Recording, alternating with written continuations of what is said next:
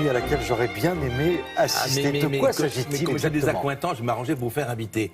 Alors, vous vous souvenez de ce film qui s'appelle La Vérité, dans lequel Charles Vanel et Paul Meurice, qui vont plaider pour accuser, pour défendre Bardot, distribuent des espèces de tickets aux femmes du tout Paris, argentées, avec des renards argentés, chichi-pompons, qui viennent s'installer pour assister à une plaidoirie, pour assister à un jugement.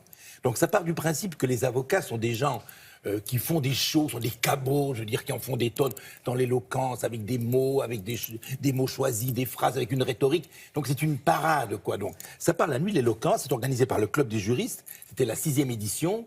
Alors dans un endroit magnifique, qui est le plus belle salle, dans le salon opéra de l'hôtel Intercontinental, qui est un inventaire de monuments historiques. C'est là que Victor Hugo a fêté ses 80 ans.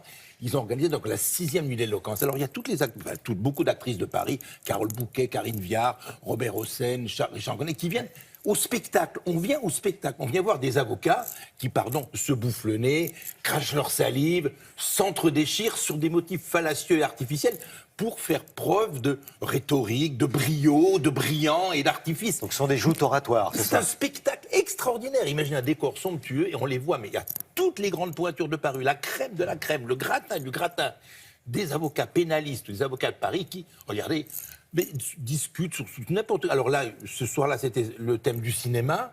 Moi-même, j'avais raconté l'avocat au cinéma. Et après, il y a Lelouch qui était là en procès avec Terzian. Mais ils se bouffent le nez entre eux. Mais on se rend compte qu'ils peuvent aussi bien défendre quelqu'un qu'après l'accabler de cette façon-là. Il y avait un show, une parade, un spectacle, de l'esbrouf. Mais et surtout des mots, je veux dire, joliment accordés, bien évidemment, des postillons, ça partait dans tous les sens, de la rhétorique. Mais c'était extraordinaire. Je dis, mais la preuve, tout le monde y vient comme les grands-mères qui viennent voir le spectacle, qui venaient au cinéma voir Bardot se faire juger. On vient voir la justice qui se met en scène et qui se met en spectacle. Donc je vous invite, petite Marinette, mon beau gentil Thierry, allez assister à cette nuit de l'éloquence. C'était la 6e, donc le Club des juristes. Regardez le décor, regardez la pourpre, l'hermine, ce que c'était. On en prenait plein les yeux et surtout, plein les oreilles. Extraordinaire. Entre strass, paillettes, tapis rouge, travelling scénario, les mots vont faire leur cinéma ce soir. La nuit de l'éloquence ne sert à rien, c'est ce qui fait son charme. C'est une soirée où avocats, acteurs, magistrats, journalistes, hommes de cinéma se mélangent. Le sens de la et où on parle, où on s'abreuve de mots. On se prépare à faire le procès du cinéma. Je vais défendre le cinéma, mais je ne sais pas encore de quoi on l'accuse. Je pense qu'il est temps d'interdire le cinéma. Je m'attends au pire, mais je n'ai pas dit mon dernier mot. C'est un amusement auquel on se livre. Mais il faut quand même essayer d'être concentré. Alors cette fois-ci, on faisait le procès du cinéma. J'appelle comme témoin Monsieur Claude Lelouch. Je pense que le cinéma est le meilleur avocat de la vie. Voilà. Et comme j'aime la vie de plus en plus, j'ai très envie de la défendre de plus en plus. Le cinéma porte la liberté est dangereuse pour notre époque et notre société. Quand l'avocat plaide, il y a un enjeu, il y a un combat, il y a un dossier. Là, c'est un exercice, encore une fois, gratuit. C'est-à-dire qu'on s'empare d'un sujet, on dit pour, on est contre. C'est le plaisir de manipuler les mots et les idées. Nous avons décidé ce soir, pour cette nuit d'éloquence du cinéma, de demander à certains d'entre vous de commenter des répliques cultes du cinéma. Le bois ne rend pas les coups. Le bois en matière pénale, c'est pas le problème. Le problème, c'est le parquet.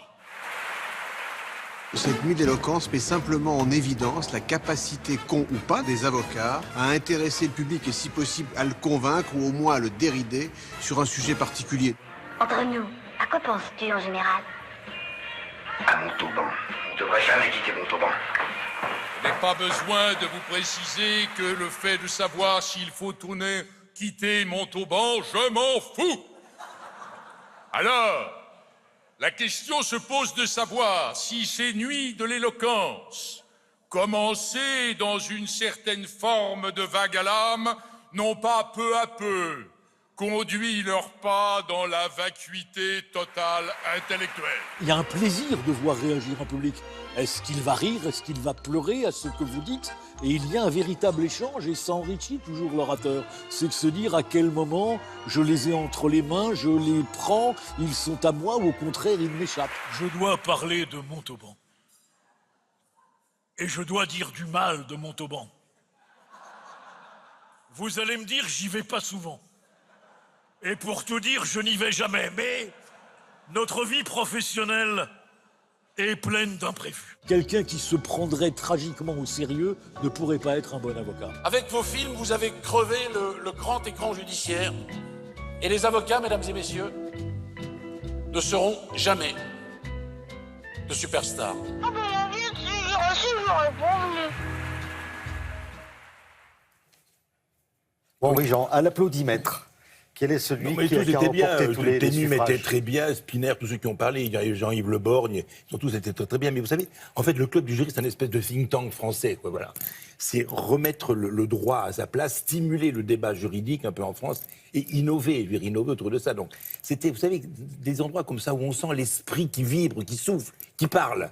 Alors, avec des mots, avec des combinaisons, chacun a une rhétorique particulière, une façon d'assembler les adjectifs, puis chacun a une technique pour démontrer, pour emporter le morceau, si j'ose dire. Donc, on voit comme ça quelques-uns des plus beaux ténors du barreau parisien qui s'enchaînent pour, alors sur un thème idiot, quitter Montauban ou habiter Montauban, détruire le cinéma, arrêter le cinéma.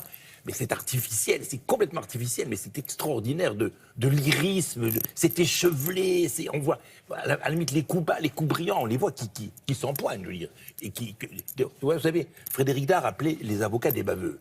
Bon, on voit des baveux, je veux dire, qui bavent, mais dans le bon sens du terme, je veux dire, pour stimuler l'esprit, et ils enchantent les oreilles. Moi, je trouve que mais les gens se battent pour y aller. Il y a 400 personnes qui sont là, qui se battent pour avoir un écuelle et pour pouvoir parler. Je compte sur vous parce que je n'aime pas me battre. Marie non plus, David non plus. Pour On l'année va dire prochaine. au club des juristes, Monsieur Beccaro souhaite assister, voilà, lui l'éloquence, et Marie Mamjouglou aussi. Merci. Si je suis réinvité, je l'amènerai. J'espère qu'on a assez ciré les pompes des avocats aujourd'hui pour être invité au club des juristes. On est tranquille. On est tranquille. Mais Merci. c'était très bien. C'était vraiment très très bien. Merci, maître. On se retrouve.